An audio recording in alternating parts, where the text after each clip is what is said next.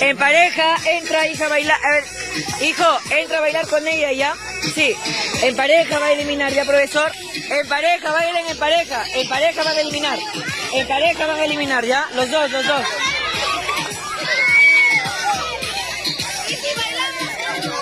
Espérate, hija.